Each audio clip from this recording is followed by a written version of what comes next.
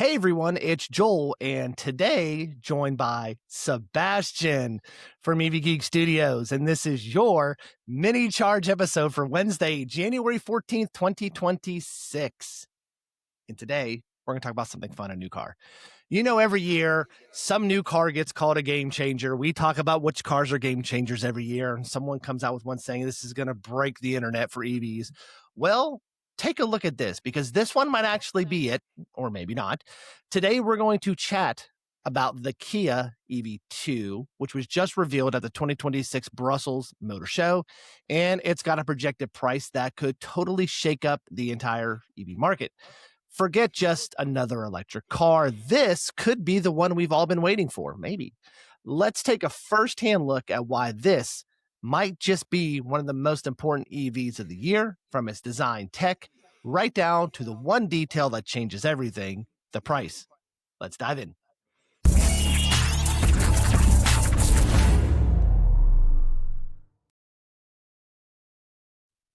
All right, so we have this kind of broken down into several sections that we'll talk about with the car. I'll kind of give you like the overview, and then Sebastian will chime in with his 2 cents, which he always does. He's good about chiming in. So first off, let's get straight to design. So the EV2 is officially Kia's smallest and most affordable electric vehicle, built to compete in the B segment SUV category. So that's smaller crossover SUV segment. But honestly, small isn't the first word that comes to mind when you see it. Sebastian's got some pictures up on the screen. This thing has a real presence. Kia's design language is called Opposites United. Interesting name. And you can really see what they mean here. It looks compact and ready for the city, but it also has a bold, almost chunky SUV attitude. You've got these really pronounced squared off wheel arches, which is kind of prominent in their new cars, especially like the EV9, and a strong shoulder line that make it look solid and tough. It feels like a miniature version of a bigger, pricier sibling like the EV9 and EV3. And that's a huge compliment. I have an EV9, I love it. The front is all about Kia's latest star map lighting with those unique vertical daytime running lights that give it a modern, techie face. And since it's electric, there's not going to be a big grille. So the front end is super clean and just screams high tech. There's one thing Kia got right. It's how to design a car, whether that be gas or EV. They can really design cars. Well, at just over 4 meters. What'd you say? Mostly? For the most part. For the most part. At just over 4 meters. So for those of you who like freedom units, that's about 13 feet long. It's actually shorter than one of its main rivals, which is the Renault 4E Tech, making it perfect for city life. And we'll talk about that later. But the way the designers kind of have sculpted the body with these kind of confident geometric surfaces, it makes it seem way more substantial than that number suggests. The wheel options will go from 16 all the way up to 19. We don't usually see 16-inch rims or wheels on an EV, which will make a big difference to how it looks on the road. Around the back, the vertical taillights are pushed right to the edges to make the car look wider. Putting them so low, it's a quirky choice that might get some getting used to. Sebastian will talk about the back of this car later, I'm sure. But overall, the design feels both sophisticated and a bit rugged. I kind of get EX30 vibes from this, which is perfect vibe for a modern urban SUV. Sebastian, what's your kind of breakdown of kind of the exterior design of this car? Yeah, so I like this. I like this angle. I think the front end looks pretty good. It's not so simple and clean that it looks like something's missing, like something, say, for example, like early Model 3, early Model Y, how they kind of had that almost duckbill look to them. They've still got some stuff going on in front to kind of break up the fact that there's not a grille. Yep. And then you get to the side profile, and that's good too. Like the way it looks on the side. Although this starts to show off my complaint of the car. Yeah. I kind of get like a little Jeep Renegade vibe from that or something like that. Almost. I mean, it's a small boxy thing. Yep. And then we start to see my issue. Let me see if I can go to a picture that's just straight to the point. There we go. So Sebastian has always has kind of issues with the rear of these new Kia EV models. Yeah, so the EV6 looks good Mhm. from pretty much every angle. The EV9 looks good from pretty much every angle. The EV5 looks good. from most angles. This car and the EV4 sedan both really feel like the designers put all their effort into the front and profile of the car and then remembered they had to design the back of the car. Like they ran out of money when they got to the back. Like, oh, we're out I of money, just just slap something on there. I don't understand this giant portion of the rear that's just not used. Mhm. Why did you shove the lights so far down into the outer edge of the car, like it I don't know, it just looks awkward to me. This isn't near as bad in my opinion as the EV4 sedan. Mhm. Um, but I don't know. It's just this angle is not my favorite. And there's another picture in here, I believe, that shows it more. Oh, we'll talk about this too. Kia's keeps doing interesting wheel designs, Mhm. and I kind of feel like they're just hoping one of them sticks. um, The original because EV6 design was pretty solid. yeah, and then the Yeah. EV9 came around, and they went to these weird triangles and squares, and yours are hexagons, I think, Yep. but they're not equilateral or anything. They're Yep. just Yep. and now like this wheel here is 4 squares Mhm. with a square in With the middle. Or I guess and a that's not a square, trapezoid. that's a Is that a octagon. trapezoid on with a trapezoid in between the Yeah, squares? with a yeah. It's an interesting design. And let me see. There's gotta be there you go. That one's more straight on. Yeah, the rear end, something's missing. Yep. I mean, I almost feel like they could have taken these C-shaped lights, scooted them up towards the top of the trunk lid, Yep. Mhm. and then that would have been fine. Yep. You know? Maybe even taken that and then made them just a little longer, make it go all the way kinda down that outer edge. Kinda like Kind of, that Cadillac look that kinda goes from top yeah. to bottom. Mhm. But anyway, I guess opposites unite, right? The front end looks good and the Yep. back end looks bad. Opposites united. That's their key. That's their key. All right. So enough about the outside. Let's go inside and talk about the tech. All right. So because this is where the EV2 really starts to feel kind of special, the big question with an affordable EV is, does it feel cheap? And we've been in some affordable EVs that can sometimes feel cheap. And the answer here is a definite no. Kia has worked some serious magic in this cabin. So the Well, first thing that stands just out, just to be clear, is a yep, speculative no. Unless we sit it's in a one, we can't be definitive, but we gotcha. We don't know speculate it's a exactly. no. Yes. Yes. But Kia has been they with their design, especially in EV6 and EV9, you drive on its sister car Ioniq. There's not a lot of cheapness to it. Not a lot. So we hope that it carries over this. So the first thing that stands out is what Kia is kind of known for is that massive panoramic wide display that sweeps across the driver's side. It's kind of a triple screen setup. So there's a 12.3-inch screen for the driver, a 5.3-inch panel just for climate control. It's very similar. That's what the EV9 has. And it's kind of blocked by the wheel. That's one of the things you mentioned about the EV9. And then you have another 12.3-inch central touchscreen for kind of everything else. So this is the kind of tech you'd expect in a much more expensive car. We kind of saw with, the EX30, because it's a cheaper car too. You just had the one big screen, Mhm. not an entry level EV. Crucially, while the main screens are touch based, Kia kept physical buttons, which we love, for important stuff like temperature and fan speed, which is massive win for not getting distracted while driving, and it keeps those fingerprints off the screen. So the materials also feel surprisingly nice too. There's a lot of fabric trim on the dashboards and doors that gives the cabin this warm kind of tactile feeling, moving away from that hard, scratchy plastic. The whole interior is even designed with eco-friendly and biodegradable materials, which just adds to this modern, sustainable vibe. There's Sebastian found some little messages and notes to you in the car that he'll kind of share with you. And thanks to it's kind of like that totally flat floor that the Kia EGMP electric cars have. The sense of space is amazing for a car this size. To free up room in the middle, Kia put the gear selector on the steering column. Praise be, because that's one thing I can't stand about my EV6 is the gear selector in the middle, which opens up a ton of space for storage, cup holders, wireless charging pads, etc. You also get ambient lighting, a premium Harman Kardon sound system option, and plenty of USB-C ports for everyone. Honestly, the interior design doesn't feel like a budget B car at all. It feels like more like a shrunken, down premium lounge. Sebastian, what are your thoughts? Do you kind of just feel like it looks like all the other Kia EVs? Yeah, so I mean, from first glance, the screen layout is almost identical to EV9.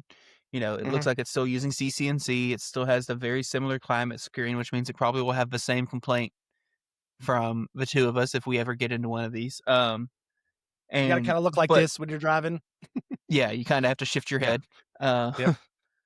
but you can see it keeps the same layout as EV9, where you have your buttons up top for your radio, dedicated Same climate steering wheel control on the buttons. bottom, similar steering wheel, similar buttons, etc. You can see you still get like 3 USB-C ports down here as well as a 12-volt outlet.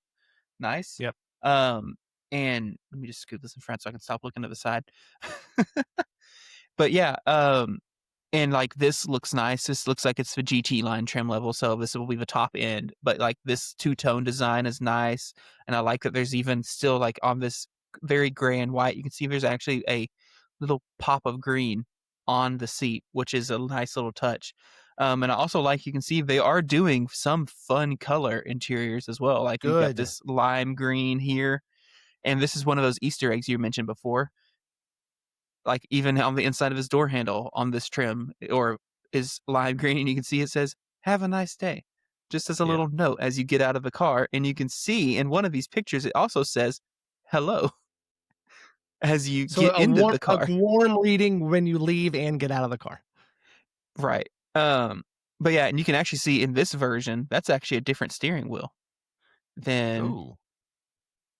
that looks like the new EV6 steering wheel, whereas this is Mhm. the more EV9 style steering EV9 wheel. steering wheel. Yep. Or I guess I think actually the new EV6 might be the same wheel. That might be the outgoing EV6 wheel. Anyway, Okay. but you Yeah. can see here, yeah, you've got that fabric on the dash, which is a nice little touch, and you can see it wraps around the door. This looks like it's maybe the more cloth-based interior, looking kind of at the seat patterns or whatnot. But yeah, I mean, ultimately, I do really like the way it looks. It looks like a kind of like an eco take on the traditional Kia EV interior. Mhm. All right. So talked about interior and kind of like what that looks like, kind of what the dash looks like. Talk about exterior. Let's kind of talk about kind of like practicality and space, because that's one thing when you're having a small EV like this, you got to make it feel big. So this car is meant for kind of city living. Practicality is everything. Can it handle a grocery run or trip to IKEA, which is kind of gets IKEA vibes, or a spontaneous weekend trip? So we're kind of gonna let's kind of talk about the back seats and the trunk. So this is another area where the EV2 pulls kind of a rabbit out of its hat. Kia is offering two different rear seat layouts. So a standard 5-seat bench or a super flexible 4-seat option. Interesting. So the 5-seater is totally fine, but the 4-seater is where things can get, a little spicy or clever. It has two individual rear seats that can slide forward and backwards and even recline, which is cool. The EV6 I have reclines too. Actually, almost reclines too far. When you slide those seats all the way back, rear legroom is pretty impressive, giving passengers more space than they'd find in some cars for the next class up. For a compact SUV, that's wild, and it makes the EV2 a totally viable car for a small family. Um, okay, now let's kind of talk about the trunk a little bit. In the 5-seat layout, you get a 362 liters of space. But if you get the 4-seater and slide all those seats forward, the space grows to a whopping 403 liters, which is a lot. It's generally flexible system that lets you choose between happy passengers or if you need more storage or more luggage. Plus, every version gets that small frunk, or we like to call it the frunkalope, which is perfect to stash your charging cables or a small blanket. Or a small purse or backpack, so they're not rattling around in the back. So, what do you think about this 2-seat layout, 2-seat design layout in the back? Yeah, so I was trying to pull up just so I have a comparison real quick. Sorry, I should have done this before. That's my It's mistake. okay. We forgive you, Please Sebastian. I was about to say, We please forgive forgive you. me. We forgive you. Let me open up a doc real quick. Oh my gosh. No, I don't care. Oh my god. So this one we're looking at here, this is the traditional bench seat, Yeah, so correct? they didn't seem to have any pictures of the 4-seat design yet. Okay. And that's what I was trying to see. It was maybe even pictures of um the trunk area, but I couldn't see any. Okay, I was trying to compare. So the EV6 has 520 liters of trunk space with the second row seats in place. I was just trying to compare kind of mentally in my head. Sorry. Yeah, so, I mean, again, like we kinda mentioned, this looks we'll have to see it more in person, of course, these pictures are framed in such a way that it's kind of best case scenario, right? Mhm. Um, but this should be and I'll double check this number too before I lie to you, carsized dot is it com? Yeah, carsized.com is a great website. Anyone listening, if you've never heard of it, you can go in, you can just pick a bunch of different cars and it will put them on top of each other and give you Oh, like the cool. lengths and how they compare. Anyway, so I was gonna go look real quick and see how big a Chevy Bolt is. Yeah, because this will compete with the Bolt and the EX30 and things like that. So yeah. Um, Bolt EV, do. So the Bolt is 163 inches long. 163 divided by 12. So 13 feet, 13 and a half feet. Okay. So this is Yep. Bolt sized. And so as long as it's packaged as well as the Bolt was, then back seats should be have plenty of space and the trunk will be respectable. Um, Mhm. just out of curiosity now, sorry, I have to do this again to you. Uh, Do what you need cargo to. volume was 16.6 cubic feet. What's that in liters? 16.6 cubic feet to Oh, now Sebastian's doing liters. math on the show today. I know. It's dangerous. Why did that search walmart.com? Oh my gosh.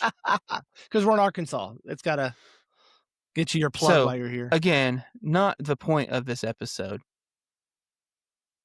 macOS 26, they really ruined Spotlight search. Um, They did? and yes, anyway, 470 liters is how big it Okay. says the trunk of the Chevy Bolt is. Okay. So this is going to have a smaller trunk, Mhm. but maybe that means it has more back seat space. That's what I'm We'll see. thinking. Yep. Yep. Anyway, but I really wish there was a pictures in all of their media stuff from the show, but there wasn't one. Yep. We're just So we'll going just off kind what of have to do with Kia that has what on we their got. website. Yep. And just Yeah. the details from their show. Yep. All right. All right. So now let's talk what everyone wants to know. Let's talk specs, range, power, charging. So let's get down to the numbers everyone wants to know. The Kia EV2 will come with 2 battery options. So the standard range will have a 42.2 kilowatt hour battery, giving it a WLTP estimate range of around 317 kilometers, or this is not good, 197 miles. And we're going to talk about why that's so low in a little bit. And this version comes with 107 kilowatt motor, making it around 145 horsepower. So you're not taking this to the drag strip. Then you have the long range model, which gets a much bigger 61 kilowatt hour battery. And this boasts a WLTP range to an impressive 448 kilometers, or about 278 miles, which is more respectable. That's more than enough for a week of commuting plus a weekend road trip without any range anxiety. Interestingly, this version has a slightly less powerful 100 kilowatt motor. Interesting. So now for charging, this is kind of share with the EV3 and the EV4, and I believe the EV5 as well. It's only going to use the 400-volt system, which we kind of expect out of these smaller cars. When it comes to DC fast charging, Kia says a standard battery can go from 10 to 80 in 29 minutes, while the larger one takes 1 minute longer, 30. That's just enough time if you need to grab a cup of coffee, or Sebastian get out and walk a toddler or what around and things like that. For AC charging, this is interesting. It comes with 11 kilowatts support, which is standard, but you can get that option. But you can get that optional 22 kilowatt capability. So why would you need a 22 kilowatt hour capability? Because that can kind of get you a faster charge if you're out at a higher level 2 charger, which could get you back out on the road, pretty quick, maybe just 3 hours. So yeah. And we also see a lot of that 22 kilowatt charging in Europe, I believe, as well. I believe that's kind of a Mhm. standard over there. They can get that as well. So what do you think about the specs? Yeah, so it's this compact car. I mean, Mhm. ultimately, this is very on brand and makes sense for the market that it's going to be in.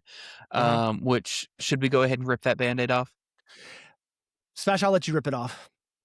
We ain't getting this in the US, y'all. Nah, I don't see any chance nah. that this comes to the United States. Unless Especially not unless in this form. they just take off, EVs just take off, and all of a sudden everyone wants compact SUVs. Then yeah, you're right. But I don't see it. And so that's why, again, these numbers make a lot more sense if you think of them in the European mindset. Yes. Think about city driving, city kind of runabout type style vehicles, Hmm. and that's where this kind of slots more into. This isn't a US a US crossover replacement or anything like that. Hmm. Um, and with that in mind, the specs make perfect sense. 61 kilowatt hour being the biggest battery Hmm. is normal. The 400-volt charging makes sense at this price. They're not doing the 800-volt class battery packs that we do on the like EV6 Ionic 5 EGMP platform or the larger vehicles. But again, it's a smaller battery.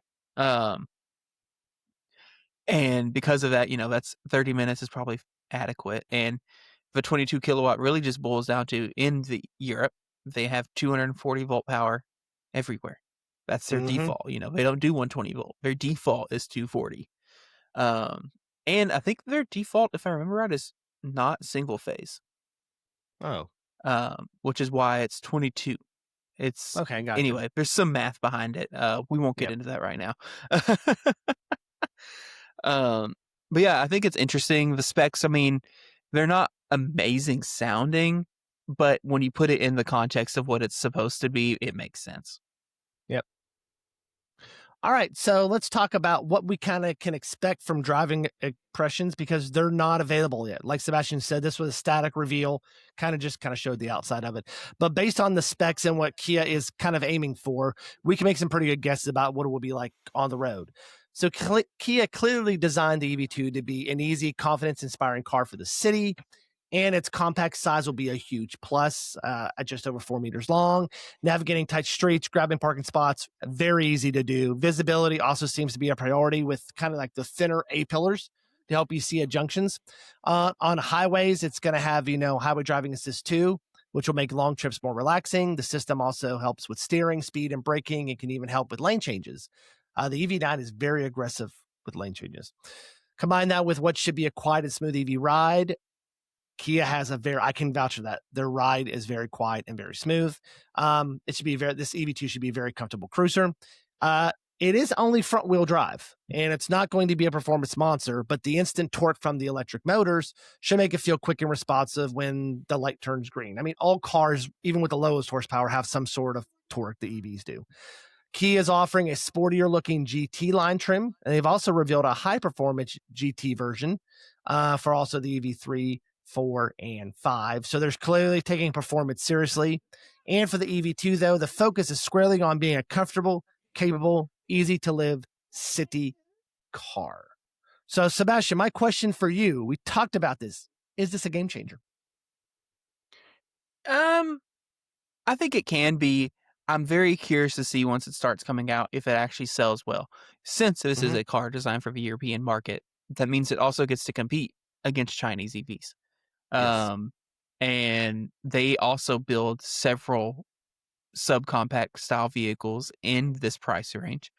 And Mm-hmm. so the question is, will the domestic, or not domestic, but the legacy automaker have a better fit and finish, better driving feel, etc., than some of these newer Chinese manufacturers? And will that matter? Yep. Um, We haven't mentioned that's price, so it is 30,000 euro. That is the okay. price for this, which is at what, about 35,000, 36,000 US dollars. I don't know. I haven't been Uh, to Europe in ever, so I don't know the conversion rate. Sebastian will figure that out for me. I don't know. So 30,000 euro. Oh my gosh, euro. Oh wow. There you go. Yeah, that's about 35 grand. It's like look at 34,000 and some me. change. I Spotlight can was math. giving me a moment, having a moment Yep. again. So But yeah, yeah, so this will so be an entry. I mean, I'm assuming that's what most of these subcompact SUVs sell for over there. I mean, yeah, I mean, I think you've got other cars like what is it, the BYD Dolphin? then Is that the little one? I think it is. Anyway, I think in Europe yes. starts maybe a little lower than that. Um, but just on paper though, does it actually compare spec for spec? I'm not 100% sure. I, they announced EV3, EV4, EV5 GT. I think if Kia doesn't give us an EV2 GT, I think they're really missing an opportunity there. Yep. So I think that would be a BYD riot. BYD Dolphins, starts at 22.9 euro. So, which is Really? about, yeah, which is Hmm. $26,000 US dollars. So yeah, so Let me go to my that's a lovely that's a car big that's size a big website. price Let's see if difference. that's on here. I'm curious. BYD, BYD, BYD. What'd you Yep, say, the I pulled Dolphin? that from an electric article earlier last year, and that's for the standard range. So the BYD So, Dolphin is actually bigger, oh, it is. just by a few inches. It's not that much longer. It's about 5 inches. It's Okay, about 5 inches longer than a Bolt, which was okay. about like 5 inches longer than the EV2. So 10 inches longer than EV2. That's substantial. That's That's a foot, yeah. Yep. Almost knocked my mic over. So yeah, I mean, that's probably its main competitor. Actually, we have an upcoming episode, and we're going to tease you a little bit here that why selling Chinese EVs may be easier to sell in Europe. So we have a whole nother episode coming up about that later on, maybe this week or next week. So come back for that. All right. So any final thoughts about this before we wrap it up for the day? Yeah, I mean, I'm excited to see this happening. I Mm-hmm. wish we could get something like this in the US, but I understand that in reality the market's just not it's just not there. Mm-hmm. We get a I think what's the smallest thing we're gonna have is what, the Bolt and the Leaf, An probably, EX30. and the EX30. I Yep. don't know that the US That's about as market small as we're can going to get. really bear anything much smaller than that, unfortunately, which is a shame. I Yep. also think due to current geopolitical issues is another reason why we won't be getting this vehicle, Yep. um, which is another Unless different they find a shame. way to build their Georgia plant, which I doubt they will. So they're not going to. And would it be worth the investment if they're not gonna be able to sell that many of them? Probably not. Yep. Um, that said, I mean, on paper, it looks like a very competent, compact vehicle. Like you mentioned, the interior looks good. Um, can't really comment that we assume it will have decent materials because most of the time, like especially in the US, again, Kia and overseas might be a slightly different game, but in the US, the Kia cars typically have pretty decent fit and finish.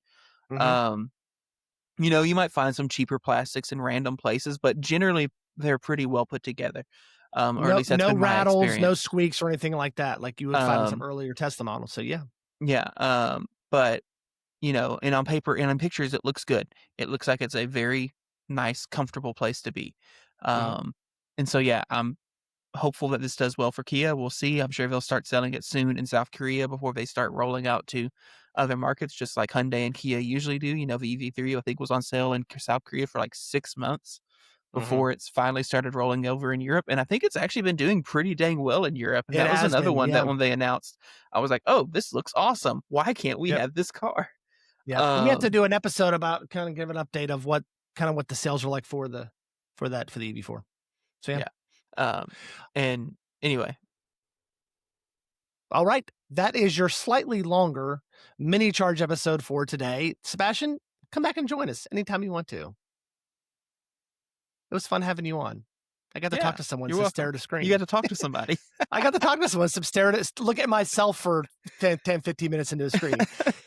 If you enjoyed today's episode, don't forget to like and subscribe on YouTube. That's important. And if you're listening on Spotify or Apple Podcast, tap that follow button and leave us a quick rating and comment. Also, very important. It really helps the show grow. Thanks for watching. And until next time, stay charged and stay geeky.